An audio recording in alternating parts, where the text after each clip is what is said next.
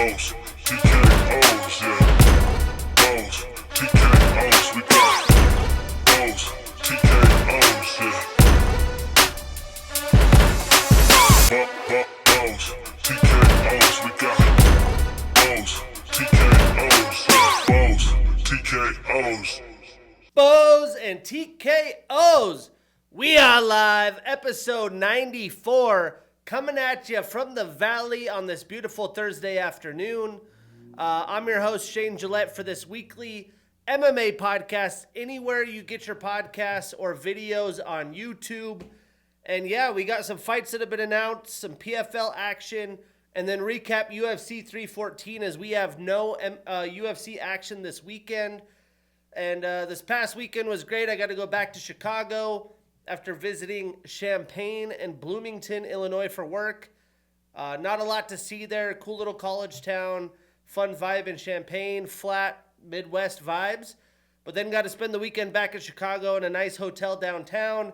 Got to see Leo Messi play for Miami. They ended up drawing against the Chicago Fire. But got to go get some good cuisine. Enjoying myself in a relaxing weekend in Chicago. But enough of myself. Let's jump in and talk what we have in a little bit shorter episode with the week off of UFC action. We got Gilbert Burns taking on Michael Morales May 17th. That is official. That had been rumored. Big opportunity for Michael Morales and an opportunity for Burns to show he could still do it. We have Oban Elliott taking on Ramiz Bramaj May 31st. So Oban back in the octagon. We have Cody Brundage taking on Mansour Abdul Malik June 14th. And then the main event booked for June 21st in Baku. I think got to be the first event we've ever done there for the UFC. We have Jamal Hill, Khalil Roundtree Jr. and an absolute collision course. That'll be fantastic. And the newly re-signed UFC fighter Kyoji Horiguchi taking on Tagir Ulanbekov in that card as well. So lots of excitement for that card already in June. We have Lauren Murphy coming back. She's taking on Eduarda Mora July 12th. And then Austin Lane is fighting Vitor Petrino as he goes up to heavyweight July 12th as well. Some fighters have been released from the roster after their losses. We have flyweight CJ Vergara, Sungwoo Choi, Gabriel Miranda, Diana Belbita, Estela Nunez, all off the UFC roster, as a lot of these Contender Series and Young Bloods are taking and filling up the rest of the roster. In PFL news this past weekend, not a great card. We had the bantamweights and women's flyweight. We have Marceli Alves with a split decision victory over Leandro Higo as they move forward and advance their position in that tournament. Liz Carmouche with a round 1 TKO over Alara Joanne. We had Mando Gutierrez with a round 1 submission via rear naked choke over Francesco Nuzzi. Justin Wetzel with a unanimous decision over Kasum Kasumov. Juliana Velasquez with a round 1 submission via rear naked choke over Ekaterina Shakalova.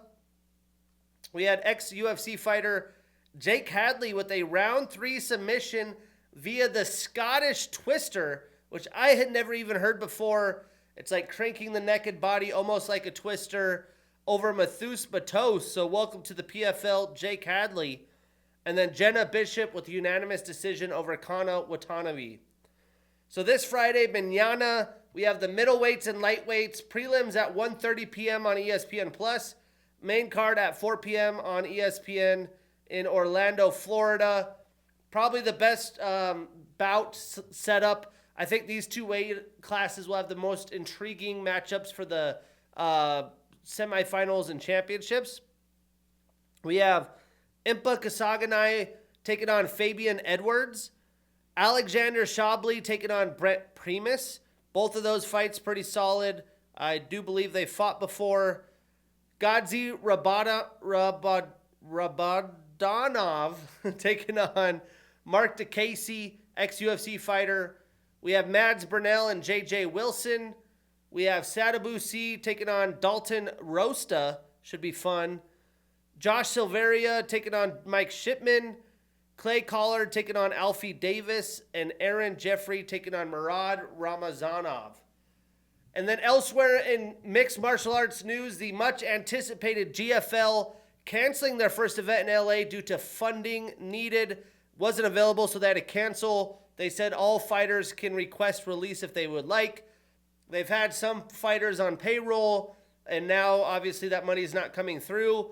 The CEO of the GFL saying the guy that had his funding had proved doing a wire transfer that he has $20 million, but maybe it's the market, maybe the macro environment got him to get cold feet, because when he needed funding to put down for the GFL, it wasn't there. So brutal news for the GFL. I would like to probably think this is the end of it. Would wish it was able to at least attempt to put on some fights. But yeah, that's going to be brutal for ex-UFC fighters to want to hear out other promotions as well with a stint like that. Regardless, this past weekend, UFC 314. I got to watch this in a fun bar downtown Chicago. Shout out Quiggs and his boys had set up a bar down there right by my hotel. Really good food, fun vibes, upstairs, downstairs bar, good looking women. And yeah, I killed it on the main card, made some bread with the 3 parlay outcome sniper shot. Regardless, went 8-5 overall in the evening. That puts Boza TKO's 569 wins, 290 losses, 8 no contests and draws. On the year, 85 wins, 49 losses, 1 no contest and draw. So to recap this card, I did think there was some great action with finishes early in the early prelims, and that really set the stage. The prelims were pretty similar with some decent action, but the main card absolutely delivered. Great violence, action, domination. Typical for Miami, the majority of the fans in the arena didn't show up until the main card, so the people that didn't absolutely missed some good fights in the prelims. And overall, I thought the main card was electric, especially with the whole almost half of office in the White House in attendance, Dana White, Elon Musk with his son, RFK Jr., so on and so forth. I recapped this an 8 out of 10, which I previewed an 8 out of 10. I thought it was a fantastic night of fights. Miami always gets it to pop off. A good fight that we will not break down, a couple of them. We had Nora Cornoli with a round 2 submission via rear naked choke over a Haley Cohn to open the entire card. And then Marco Tulio with a dominant round 2 TKO fight over Trayshawn Gore. But we'll kick this off in the early prelims. We had Michael Olegchuk with a round 1 TKO over Cedricus Dumas. And we all figured both men would engage in high volume kickboxing, and that's what happened in this fight. Cedricus was circling and attacking at distance, but Mahal was pressuring forward and Dumas was trying to move out of the way from his combos. About 2 minutes into the fight, Mahal just throwing big power shots, was able to pin Dumas up against the cage. And once he clipped Dumas, he was shelling up and not moving on the ground. He wasn't really trying to fight back and get away. For that reason, the ref stopped it. I would agree that this led to an early stoppage, but you do have to try to move, fight back, grab, do something besides just sit there and shell up.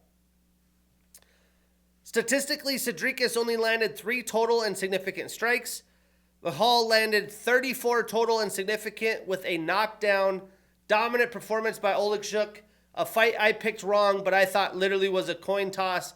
I just figured the momentum and the lack of confidence from Mahal would help Cedricus with his athleticism, and that's not how it played out.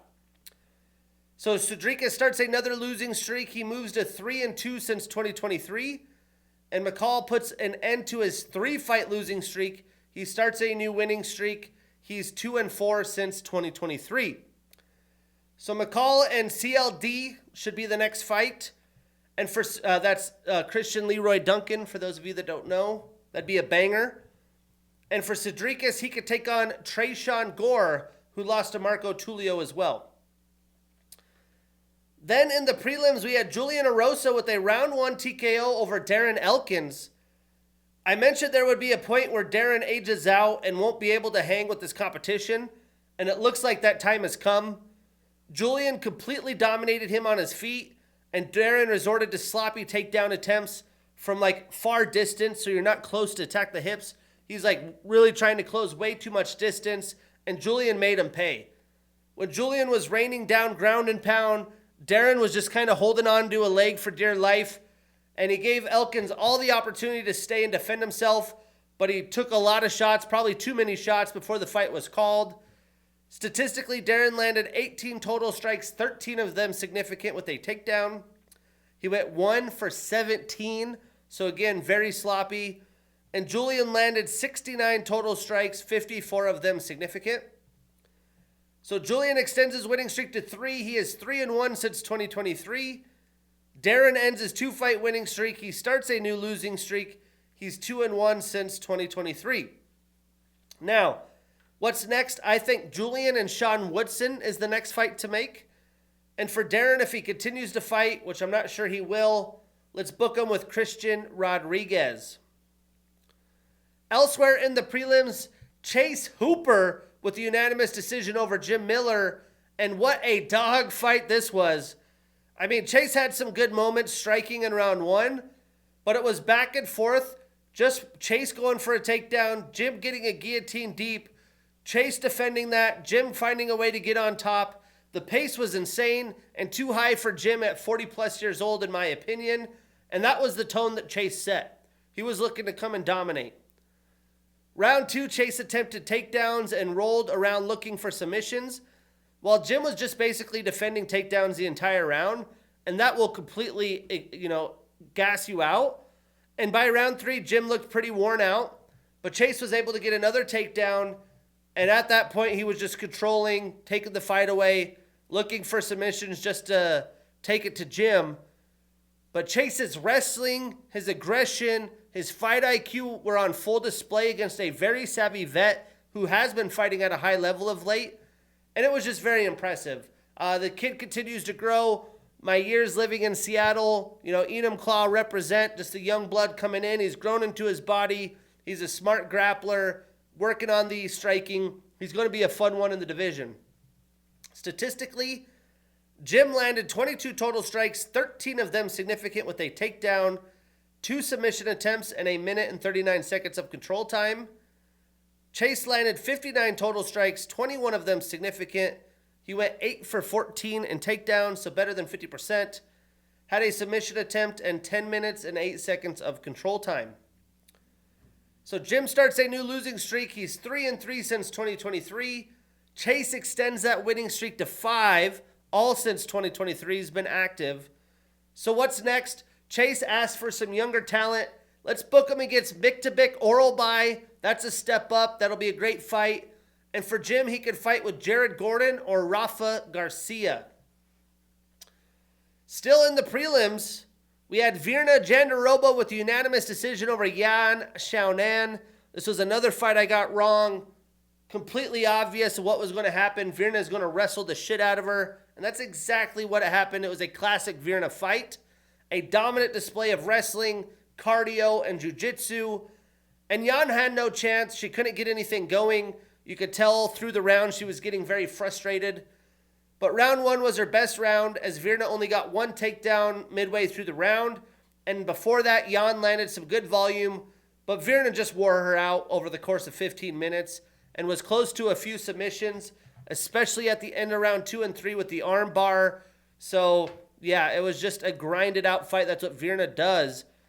Maybe not the most pleasing, but now she should get that title fight. So, statistically, Yan landed 64 total strikes, 17 of them significant with the reversal. Virna landed 96 total strikes, 11 of them significant.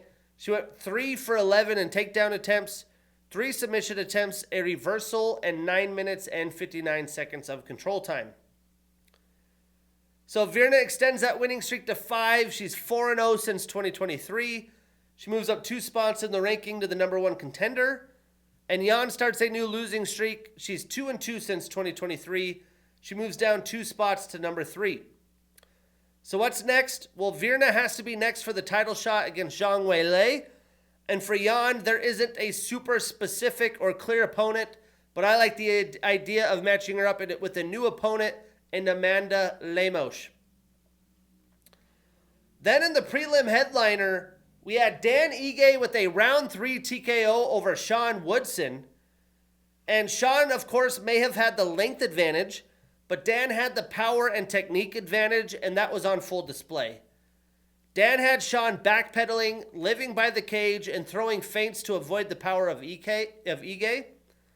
And Dan was able to attack the legs, land powerful combos, while Sean was just kind of trying to dodge around him for the first 2 rounds.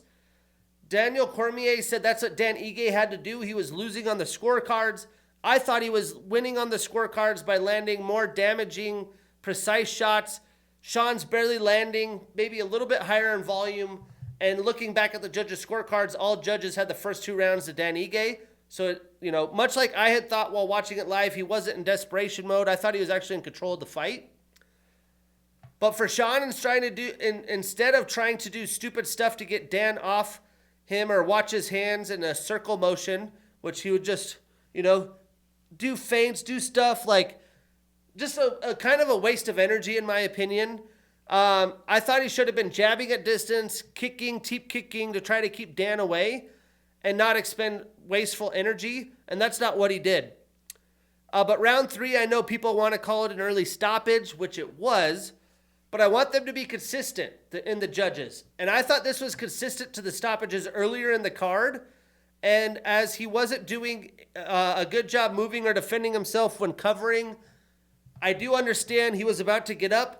But my point being is that Dan was dominating this fight, and I think he still would have got the finish in round 3. So I'm not, heartbroken, robbery of the year type thing that some people have been saying. But it was an early stoppage. But I thought the night was a little bit more consistent than past weeks. Statistically, Dan landed 53 total strikes, 44 of them significant. He was 0 for 2 in takedown attempts. Sean landed 57 total strikes, 51 of them significant. He was 0 for 1 in takedown attempts. So Dan ends his 2-fight losing streak. He starts a new winning streak. He's 4-3 since 2023. He moves up 1 spot in the rankings to number 14. And Sean ends his 6-fight winning streak and starts a new losing streak. So what's next? Well, I think Dan and the young Yusuf Zalal should be next. That'd be fun. And for Sean, how about Julian Erosa, as I mentioned earlier?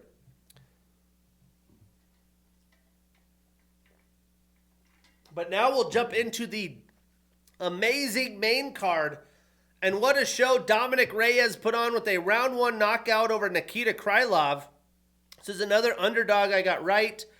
I was this close to making like a $2,000 parlay if Patty Pimblett would have lost. But I won $900 on Dan Ige knockout. Yair decision, and what was the other one? I think Julian Erosa knockout as well. So those 3 paid off very fat, but I had parlayed a bunch of fights, and if Patty wouldn't have won, I would have won massive money, but is what it is. But this was another underdog that I felt comfortable with. And this fight was a measured but powerful chess match for the few minutes that it lasted. And after a few good exchanges, Nikita was being very aggressive, and Dominic perfectly timed a combo as Krylov came rushing in. And when I say rushing in, he's about from me to the camera away, and he put his heads down and starts coming in with punches, which I don't know. He came in like an inexperienced middleweight. I mean, at this level of the light heavyweight division, you're asking to just be knocked out. When you rush into close distance, your head down, Reyes put his lights out. You can't do that at this level. And it was just a beautifully timed, fantastic knockout. Dominic Reyes is back. I can't wait to see what his next fight has in store. And I'm pretty shocked that didn't happen, to be honest with you, that Nikita let that happen. He's a pretty high-level fighter. Anyways, statistically, Nikita landed 4 total and significant strikes. Dominic landed 8 total insignificant strikes with that knockdown. So Dominic extends his winning streak to 3, all since he's returned from injury. He moves up 3 spots in the rankings to number 8. And Nikita ends his 3-fight winning streak, starts a new losing streak. He's 1-1 since 2023 and moves down 2 spots in the rankings to number 10. So what's next? Well, I think Dom and Alexander Rakic would be box office. That's the fight to make. And for Nikita, he can look to rebound against Bogdan Guskov. Then all the beef, the barking, the putting down of the dogs. We had Gene Silva with a round 2 submission via ninja choke over Bryce Mitchell. Performance of the night, 50 G's for Gene. And I'm honest, I guess it's Jean Silva. But I'm honestly surprised it ended in a submission. Bryce Mitchell made it too easy. There was a lot of buildup to this fight, but Jean was, very measured and found himself early in submission opportunities and landed a few big shots. But for the most part, he just did a really good job defending Bryce takedown attempts. The first time Bryce went in, he went deep on a ghillie at the beginning of the fight, probably held on to that too long. I was worried he was going to tire out his arm. But in the second, Jean's hands started to wake up, and when Bryce rushed in to close distance, because he was trying to avoid being pieced up, Silva locked up that ninja choke way too easily, was going to put Bryce asleep, because I was saying I don't think Bryce will tap. He was literally about to sleep. He tapped. Massive submission victory for Silva against a very good grappler. Silva continues to make his way up the ranks. So statistically, Bryce landed 37 total strikes, 36 of them significant. He had 1 takedown in 14 attempts and 1 minute and 43 seconds of control time. Jean landed 29 total strikes, 27 of them significant. He had 3 submission attempts and the knockdown. So Jean extends his winning streak to 13. He is 6-0 in the UFC. He moves into the rankings at number 11. He's calling for a title shot. I love the ambition. I don't think that's next. And then Bryce starts a new losing streak. He moves to 2-2 since 2023, and he exits the top 15 rankings. So what's next? I would love to see Silva take on Josh Emmett. That's the fight to make. 2 strikers. That's a banger. And that's because I'm assuming it's going to be Volk versus Mobsar, Diego versus Yair, Ortega Murphy, Aljo Allen. And in that case, I would say Bryce can fight Calvin Kattar, or the Korean Superboy. Kattar might be sick of grapplers. But regardless, moving on to the debut of Patricio Pitbull. But he lost to Yair Rodriguez via unanimous decision. And this fight was a little bit of a head scratcher. I mean, for how aggressive and hard-hitting of a knockout artist that Patricio is, Yair had him with stone feet, and he looked really nervous to come forward to get overzealous and put himself in danger, because Yair's counter ability is unreal, and he's clearly the faster striker at this point in their careers. But Yair was circling and kicking Pitbull. He didn't pounce on his opportunity in his UFC debut, which he was talking about wanting to do, come in and earn a title shot. Because Pitbull only landed 5 shots in the first round. Round 2 was much of the same, except both men got takedowns. But Yair won those exchanges. He had some nasty ground and pound towards the end of the round. He was landing some nasty elbows. And one looked to be so strong and powerful, but connected in his trap, which I'm sure didn't feel good. But if that would have hit his temple, I thought would have been lights out. Which for me, that three parlay was depending on a decision, so I was a little nervous. But round 3, Yair was just coasting to victory. He did get a knockdown to guarantee victory, but Pitbull didn't do himself any favors as a must-see fighter on the UFC roster. If people hadn't seen him, they look at him now and what is this guy?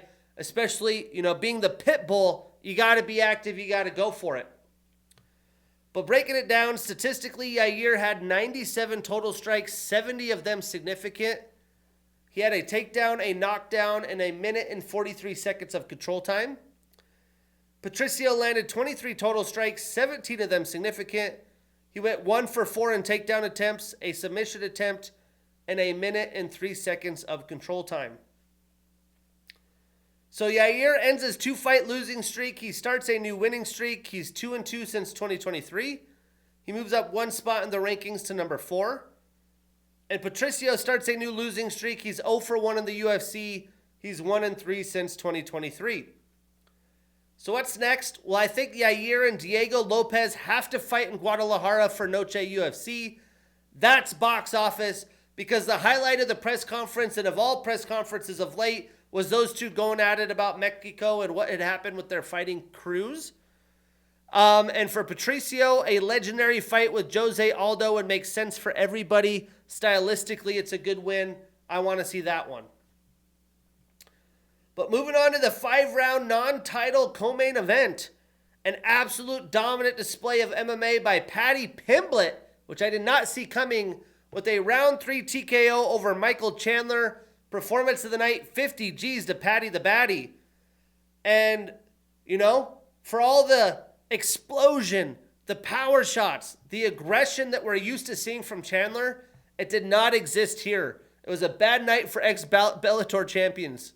I mean, Paddy stole the entire show, as Michael actually resorted to being a wrestler, which I thought he should have done many of fights before, because Paddy was just chopping his leg from distance early. He didn't have a good way of closing distance. He was landing big elbows in round 1, while Chandler was trying for a string of takedowns. He had him up against the cage and was landing good against the side of his head. And, through some of the scrambles, after multiple pickup, lay down, Paddy takedowns, he tried to get his back, get up high, and got up too high and put himself in a bad spot when trying to take Paddy's back, and that was really the end of it, in my opinion.